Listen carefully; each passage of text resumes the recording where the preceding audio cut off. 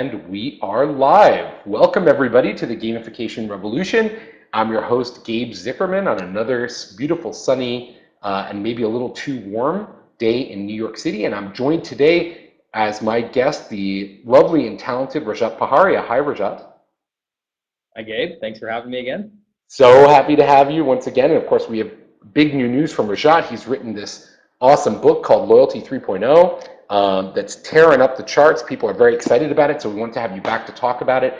And as always, for those of you who are joining us live, just a quick reminder, if you'd like to ask Rajat or me any questions, you can ask them in text or live. All you need to do is push one of these buttons, which are somewhere on your screen. Those of you listening to the podcast, obviously you won't be able to do that anymore, but if you're here with us live, click that camera button or the submit question button, add your question to the queue, and we'll get to it in today's 30-minute discussion. If you've got a camera, we can even bring you on screen and you can ask your questions live. And of course, there's a chat window where you can chat with all of your fellow folks interested in the subjects of engagement and gamification. And if you're so inclined, you can check out Rajat's longer form presentation from the Gamification Summit, which took place just a little while ago. The link is down there on the screen. Really, really fascinating talk where Rajat introduced Loyalty 3.0 and started talking about the subject in early days. Okay, so now let's get to this new awesome book, once again, Loyalty 3.0, that everyone's so excited about. So Rajat, what is Loyalty 3.0? Yeah, so the fundamental premise of Loyalty 3.0 is that Loyalty 1, right, probably the best way to explain it is to talk about 1.0 and 2.0, right? So 1.0 was kind of the points for purchase, frequent flyer programs, buy 10, get 1 free programs that we all know that have been very effective at building a mercenary loyalty base among your customers, right? And that people that will go to the best deal. And so they've been kind of absolute failures at actually building true loyalty, by which we mean a relationship that transcends the transactional and actually in the face of a competitive offer, a customer will stay with you.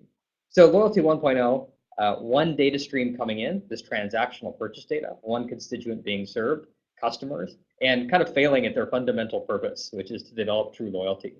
Then you kind of fast forward a little bit to Loyalty 2.0 in the 90s, which was kind of the rise of one-to-one marketing, this idea that we can take some data about people beyond transactional purchase. Maybe it's demographic data or psychographic data, income data, and we can use that to further segment our messaging, the way we communicate to people. And that primarily manifested itself through direct mail and email marketing. And that worked really great for a while until we all got like flooded with reams of that crap and then couldn't figure out how to wade through any of it anymore and then started ignoring it all. And then kind of effectiveness rates and kind of open rates of that stuff plummeted.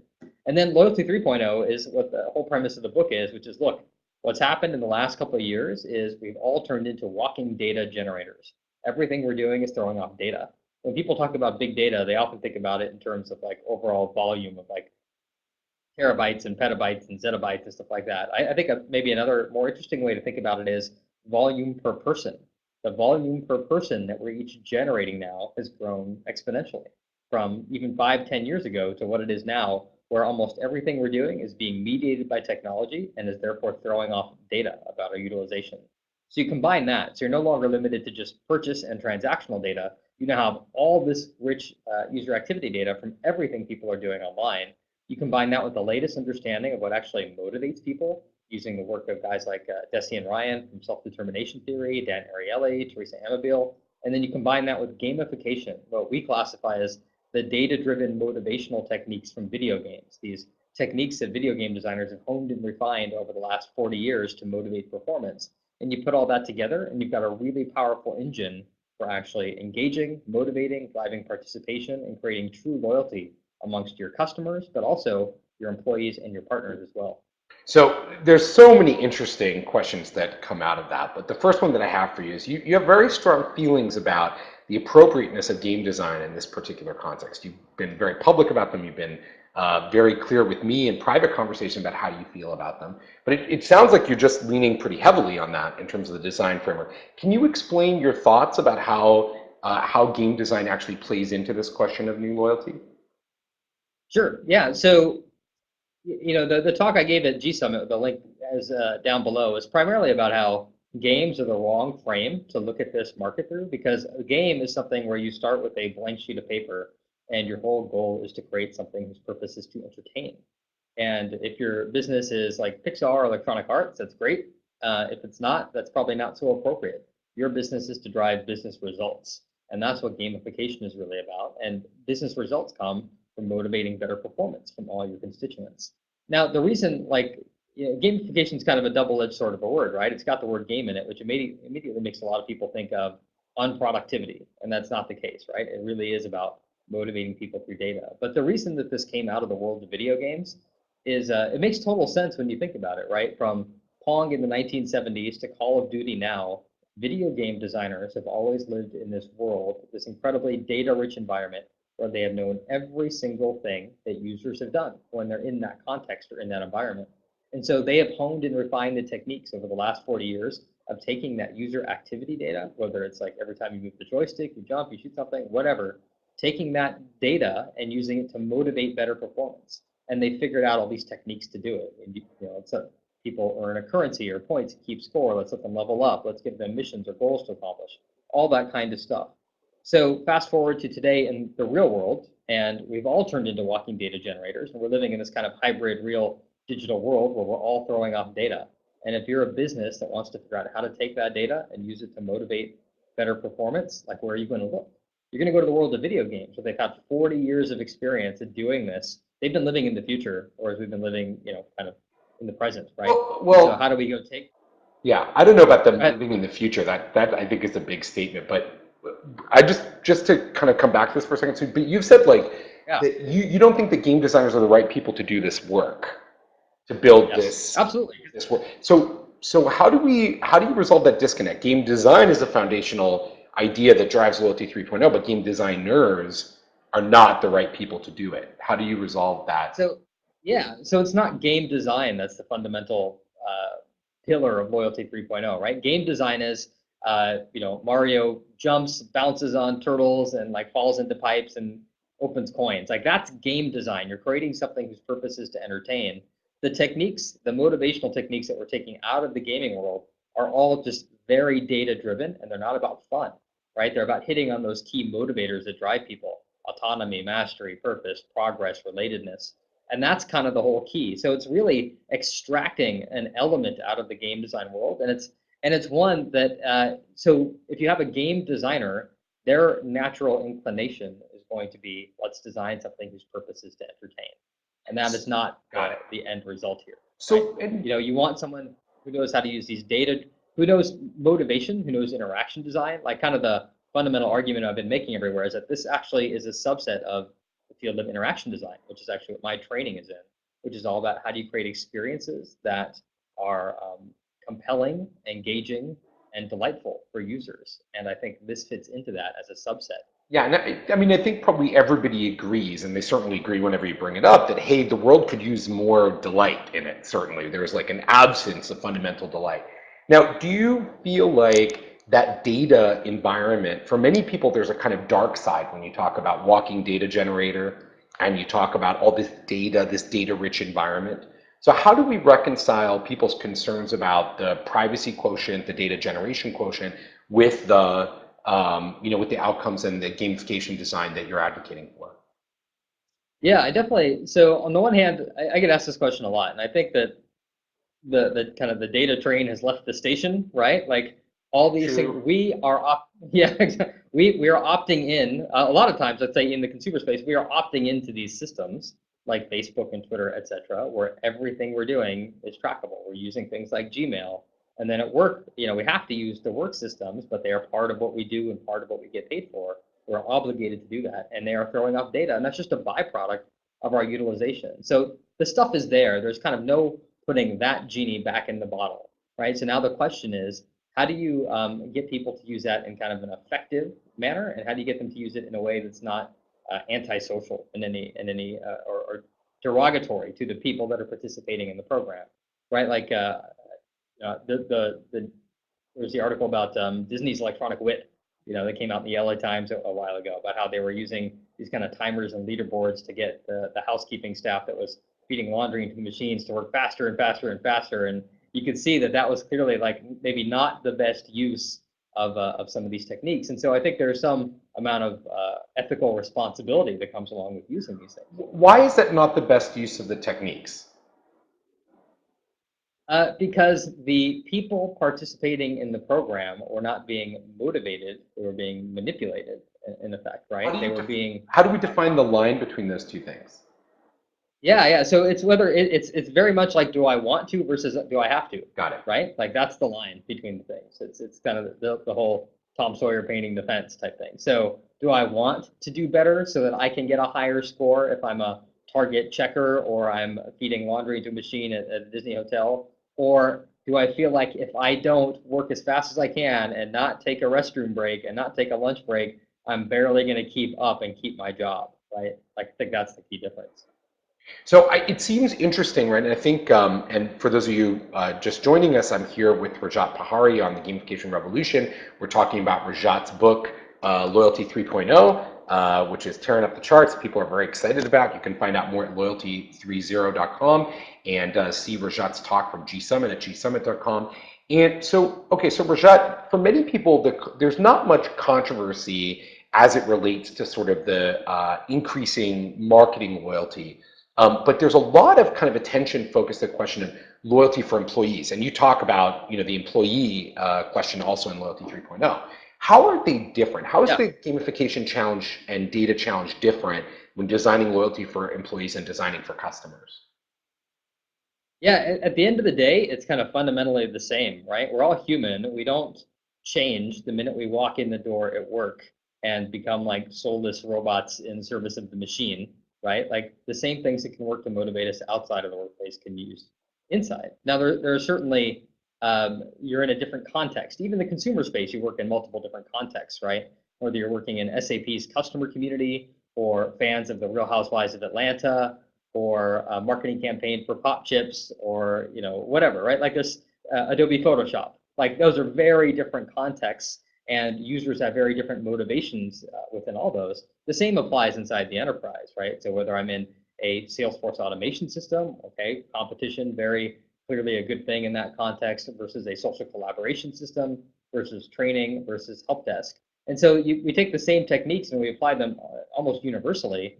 Some use different parts of technology than others. Consumers use more of like the Facebook, Twitter, Instagram type things. The enterprise uses more of the Salesforce, Jive, SAP type things. But overall, at the end of the day, like the approach that we take, like we don't have separate enterprise or employee and consumer strategy teams. Like the same people work on all the projects and are able to bring all that experience to bear.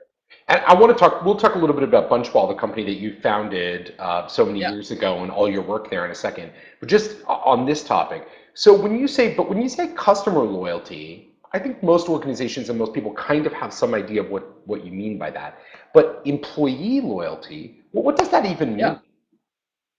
Yeah, well, I mean, the same way that you want your customers to continue to patronize your business in the face of a competitive offer, and then you want a relationship that transcends just as like who's got the best deal. You want your employees to perform to the best of their abilities, to do what's in the best interest of the company, to resist competitive offers, like all those same things. Like you want your employees to be loyal. You don't want high churn. You want people to stick around, and you want them to always be doing what's in the best interest of them and their peers, and to feel like part of something bigger. And I think that's the key. But why don't they just do that? Because many people will ask, many people will say, right? And you and I are in the belly of the beast here, okay? But Yeah. I hear this from a lot of people, and you see this reaction a lot, Rajat. It's like, well, that's what you're paid to do, and that's what you should do as a person, and you know what the expectations are of you as an employee.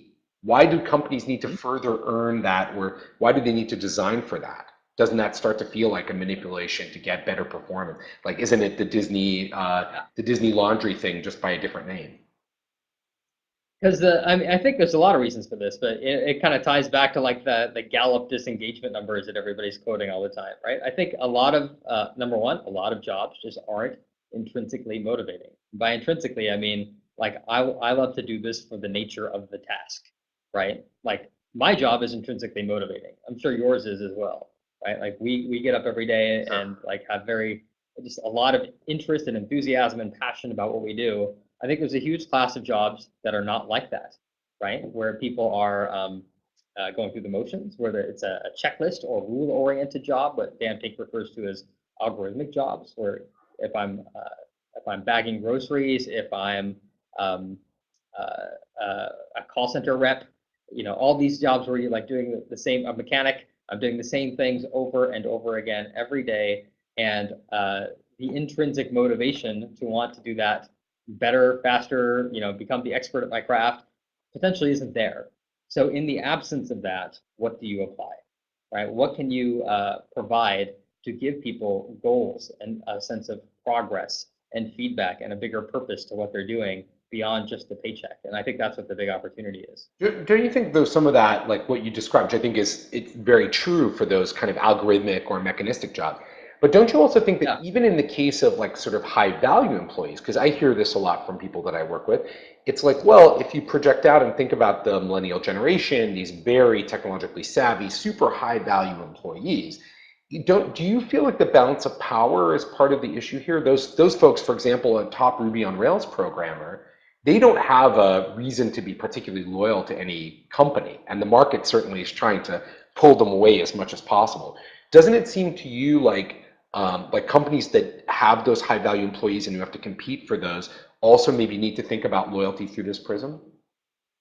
Absolutely. I mean, if you look at kind of where we as a company were going, we started in the knowledge worker space, right? And that's where the bulk of our work still is today. And it's encouraging everything from sales performance to training to collaboration to help desk activity, like whatever it is. And all those in all those areas, there's just like this extra motivational push that needs to be applied to people. I mean, people always ask the question like, salespeople get comped on commission. Like, why do you need to do anything beyond that? Yeah. And yet there's a reason that people have been running sales contests forever, right? And the Glenn Ross thing, like why was that even necessary if all these guys are getting comped? Because there is some extra thing you can apply, because money and salary is not the only motivator for people, right? The studies have shown in sales that the number 2 motivator is internal recognition and the number 3 motivator is competition. So why would you ignore like these extra 2 levers that you have to pull and only use dollars if you had the ability to do the rest? Okay, so that begs a really interesting question. Why do companies Yeah. ignore those other levers?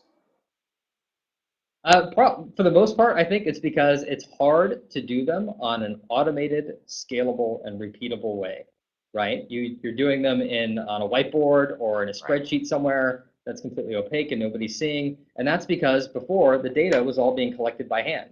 But now, again, like to bring it back, walking data generators, all this data being captured in systems like Salesforce and SAP, and can be automatically collected, fed to a gamification engine, and used to show and manifest and give real-time feedback and all that. And so you can automate competition, recognition, and achievement on a scalable way, and you can now do it for a sales team of 10,000, where before that wouldn't even be thinkable. Right. You could barely like compute everybody's commissions on time. Do you think is there some institutional resistance as well that comes up to this? And we'll talk about both the employee side of it, because what we're talking about, what you're advocating in this book, especially as it relates to loyalty of employees, you're actually advocating for a different kind of management regime. And I don't know if that's immediately obvious, but it's a pretty disruptive idea that we should be managing people with data. It's actually more disruptive than it seems like at first. So on one question for you is, do you think there's some institutional resistance to this idea? Is your idea really some kind of insidious, attempt to change the way we manage in the world? And then on the other side, for people who run loyalty programs, many of who you and I know personally, aren't there some institutional barriers that prevent them from seeing the world through your prism as well? Their kind of way of thinking about the transaction. What do you think about those institutional barriers? Yeah, so in the employee space, I think more and more, I've been spending a lot of time at conferences of our partners and stuff recently, and the call center conferences or retail workforce conferences, and so much of the conversation is about motivation of employees. It's amazing to me how much of it is about that. And you think about it, it's like, okay, these guys have all like kind of eked out every last bit of operational efficiency out of like whatever system that they've got running. Right? And so like what's left to drive performance? And it's the people, and it's motivating the people. And if you have a lot of people, that is not a scalable endeavor to undertake. You've got one manager and like 50 people, like how are they going to do it? And so what you need to do, I think the ideal that kind of what I'm espousing in the book is you automate whatever you can, right? You let we have all the data, we have systems that can process and connect this data, and that can do a good chunk of the stuff that people are doing by hand today. And then you apply managers to the more nuanced, subtle human stuff that they provide like a ton of high value at.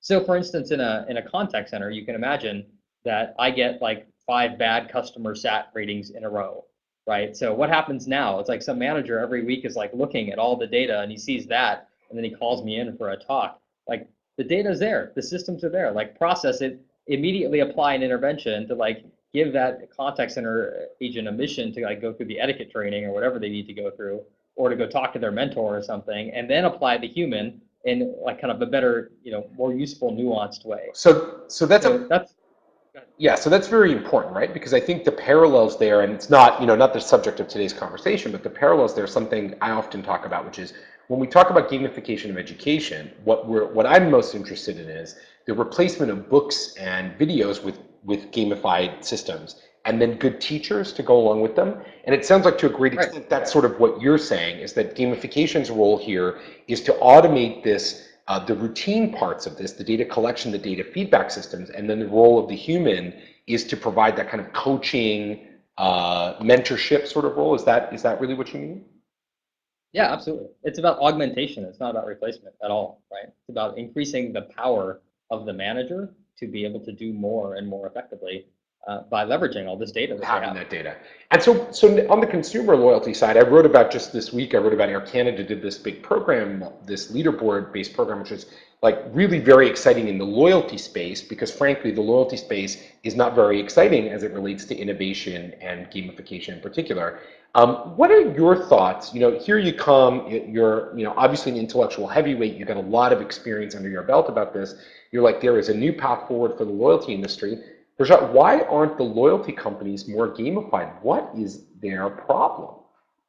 Well, I think you're starting to see a lot of them express interest in this space, right? That have been coming to G Summit and others, and definitely trying to make strides. But I think it's fascinating the way industries kind of evolve, and I think the loyalty industry has evolved out of the world of stuff, right? Like that's where this came from.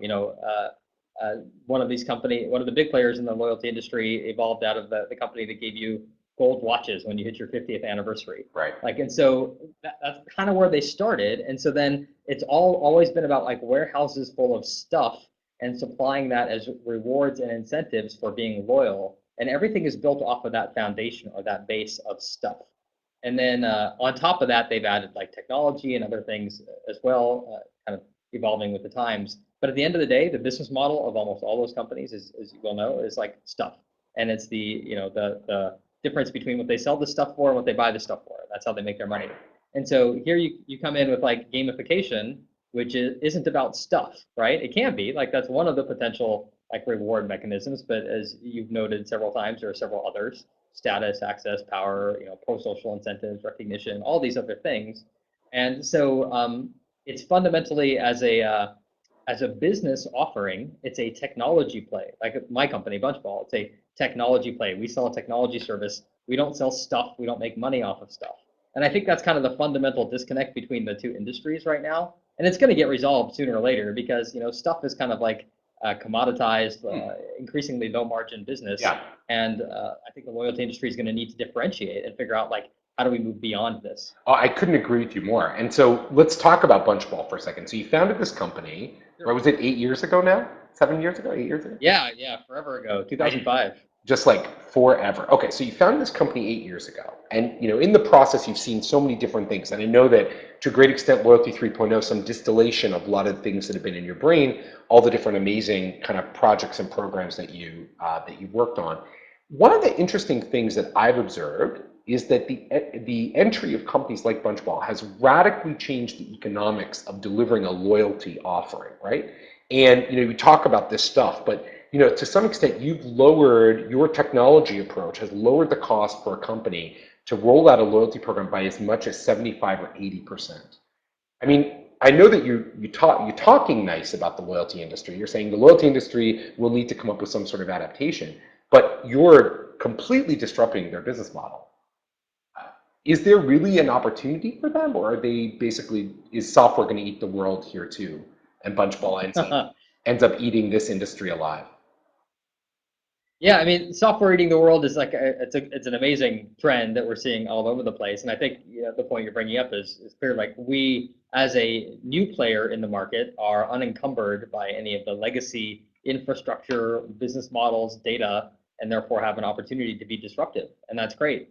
But at the end of the day, you know what? There are still like companies that want stuff, and so I think there's always going to be a role for somebody to provide that. And now the question for I think the major players in the loyalty industry is are we going to be like just the provider of stuff, or are we going to try it, because that's going to be a low margin thing? Are we going to try and add some value on top of that?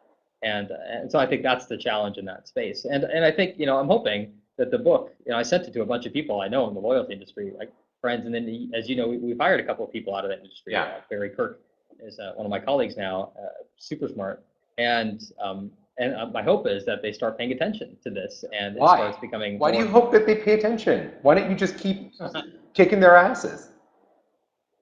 Because the loyalty industry is very well established, right? And it is it's kind of like the nobody ever got fired for buying IBM type thing. Like loyalty is something that a lot of people understand today. And so the question is, do you try and come into an existing company, an established company, with a like loyalty is dead, here's the new thing, or do you come in and you say, this is the next generation of what you're already doing, and you like build on that base of understanding they already have?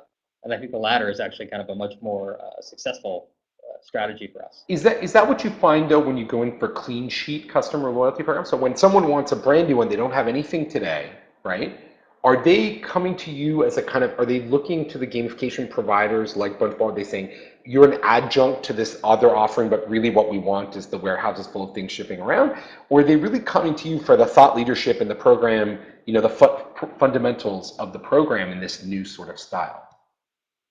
Yeah, so they're coming to us for the latter, but sometimes also for the former, like for both, right? So it all depends on the background. So with some, it's very much like they get it, and they're like, okay, we don't need the warehouses full of stuff. We need what you guys do, and that's all we need. And with others, it's like, you know what? We have a 300,000 person channel sales incentive program that runs around the world, and we need to figure out taxation issues for giving people stuff in China. We're like, all right, well, we can't help you there. Like, let's find a partner that like knows how to do that. I mean, there is extra value that those guys add aside from just shipping stuff out of the warehouse, right? Which is all the legal and the regulations and stuff. But it happens both ways. I think one of the most charming things about you, Rajat, is your resolute desire to be gentlemanly in all situations public. And I can't get you to even say that you want to kill the loyalty business, though it's obvious that they have something to worry about. So just with our last minute or two, it's been a long, though very interesting 8 years, right, that you've been doing this for, and you've seen so many different things.